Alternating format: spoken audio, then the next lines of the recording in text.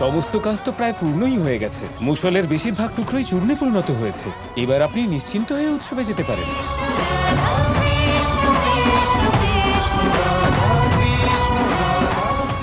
ঠিকই বলেছ। আর এমনিতেও তোমরা তো দ্বারকাবাসী, তাই না? যত্ন সহকারে কাজটা করো, আমি এক্ষুনি চলে আসবো। এই বলরাম চায় যে প্রত্যেকটা টুকরো যেন চূর্ণে পরিণত হয়, তাই এই কাজ কিছুতেই পূর্ণ হবে না।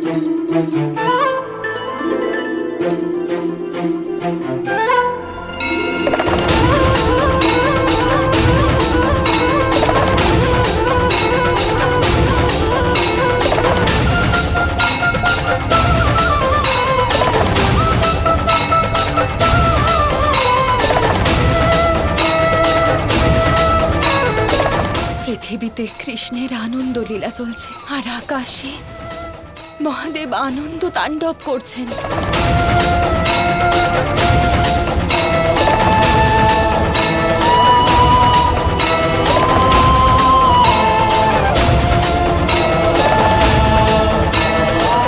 সত্যি কথাই বলেছিলেন শ্রীরাধা,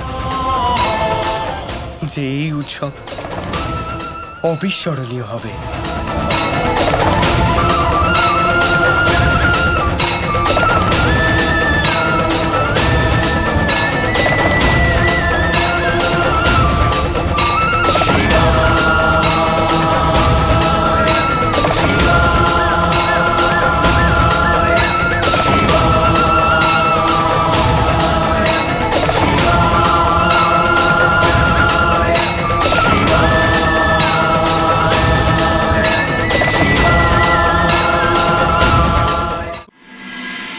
শ্রীরাধা, আপনি আপনার দেওয়া কথা রেখেছেন। পৃথিবীতে শ্রীকৃষ্ণ নৃত্য করছিলেন, আর ওদিকে আকাশে মহাদেব আনন্দ তাণ্ডব করছিলেন। সত্যি কথা, এমন দৃশ্য সংসারে আজ পর্যন্ত হয়তো কেউ দেখেনি, আর সেটা আপনি সম্ভব করে দেখালেন। হ্যাঁ রাধা, এই উৎসবে মহাদেব কি করে উপস্থিত হলেন? কৃষ্ণের বাঁশির সুর এতটাই মধুর যে মহাদেব নিজেকে আটকে রাখতে পারেননি। এত আনন্দিত হয়ে গিয়েছিলেন যে শুধু নৃত্য করেছেন তা নয়, বরং সমগ্র দ্বারকাকে দর্শনও দিয়েছেন। এবার আমি আর কি করি বলো? আমি সবার থেকে এতটাই ভালোবাসা পাই, রাধা, পরিবার, দ্বারকাবাসীদের কাছ থেকে এই ভালোবাসাই সুর হয়ে বাঁশির মাধ্যমে ভেসে যায়, সবার মধ্যে ছড়িয়ে পড়ে। আর এই ভালোবাসা এতটাই অমূল্য যে এটা কে না পেতে চায়। আর এই প্রেম অনুভব করার জন্যই মহাদেব এখানে এসেছিলেন। এবার উৎসব যখন হয়ে গেছে, মহাভোজ গ্রহণ করা যাক। বাবা, আমি তো আছি এখানে, আপনি যান, আপনি নিশ্চিন্তে যান, আমি সব সামলে নেব।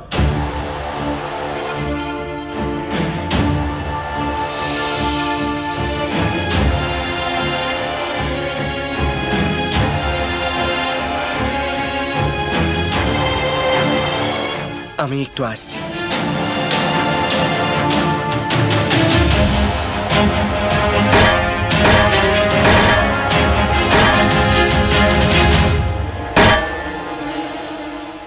গুরুদেব, কি হচ্ছে এসব? আমার রাজ্যের গুপ্তচর কলুর বলদের মতো অন্য রাজ্যে পরিশ্রম করছে, আর আপনি বলছেন না যে এরপর কি করতে হবে? আমি তো এটা জানি না যে বলরাম মুষলকে চূর্ণ করে কি করবে, কিন্তু ওর প্রথম পরিকল্পনা বিফল হবে, কারণ মুষলের প্রত্যেকটি টুকরো চূর্ণ করা হবে না। তুমি এখানে কি করছো নিষাদ? আমি চেষ্টা করেছিলাম যে আমি এখানে আসবো না, কিন্তু এই উৎসব নিয়ে আমি এতটাই উৎসাহিত ছিলাম যে আমি নিজেকে আটকাতেই পারলাম না, আর এখানে চলে এলাম। কিন্তু নিশাদ, আমি তোমাকে একটা কাজ সঁপেছিলাম, তার উত্তরদায়িত্ব ফেলে তুমি এখানে কিভাবে আসতে পারো? বাবা, ওখানে তো শুধুমাত্র মুষল চূর্ণ করতে হতো। আমি ওখানে থেকে কি করতাম বলুন? যারা ওখানে ছিল তারা কাজ করছিল। নিশাদ, ওই মুসল যুগ এবং কুল ধ্বংস করতে পারে এই কথাটা জানা সত্ত্বেও তুমি এরকম মূর্খের মতো কথা কি করে বলছো? দাদুশ্রী শান্ত হন। আজ পর্যন্ত আপনি যেভাবে বড় দাদার মতো বাবাকে সাহায্য করেছেন, ঠিক সেইভাবেই আজ আমায়ও আমার ভাইকে সাহায্য করতে দিন। দয়া করে নিষাদের উপর রাগ করবেন না। শাম্ব, এইভাবে নিশাদের উপর করুণা দেখানোর কোনো প্রয়োজন নেই। ও আমার ক্রোধেরই যোগ্য, যে কার্য করেছে। দাদুশ্রী, আমি ওই মুষলটাকে শেষ করার পণ নিয়েছি, আর আপনি যখন ওটা ধ্বংস করেছেন, তাই সেই টুকরোগুলোর চূর্ণীকরণ করতে আমিও আপনাকে সাহায্য করব। চলুন। ঠিক আছে, সবাই চলো ওখানে। আশা করছি যে ওখানে কোনো অনর্থ ঘটে যায়নি।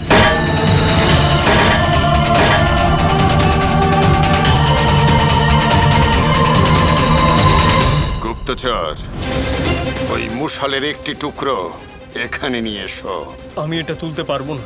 এই টুকরো দেখতে ছোট হলে কি হবে? আসলে এটা অত্যন্ত ভারী। তুমি ওটি আমার শক্তি দ্বারা তুলবে।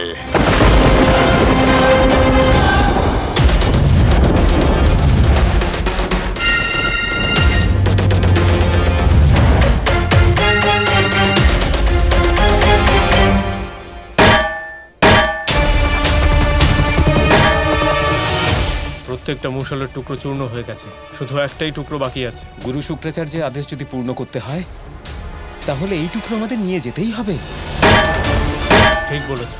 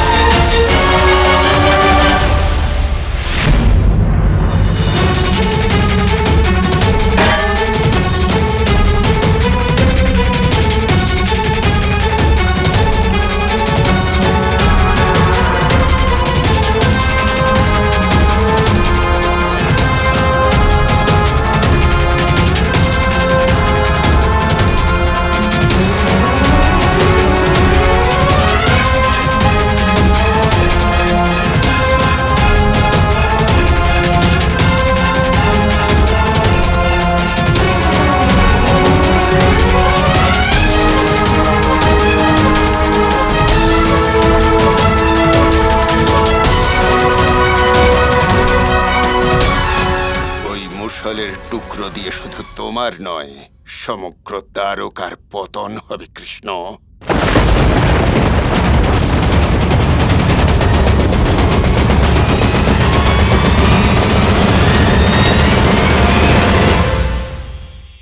মানুষ যখনই একে অপরের সামনে নিজেদের হৃদয়ের ভাবনা প্রকাশ করে, তখন এক অত্যন্ত প্রভাবশালী মাধ্যম তারা ব্যবহার করে, যাকে ভাষা বলা হয়।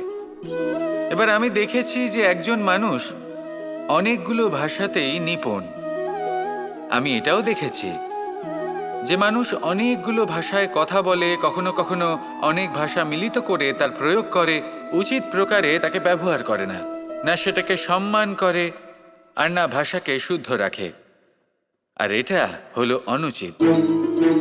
যদি ভাষাকে শুদ্ধ রাখেন, তাহলে ভাষা আপনার চরিত্রকে শুদ্ধ রাখবে, তা আপনার একাগ্রতা বাড়িয়ে তুলবে।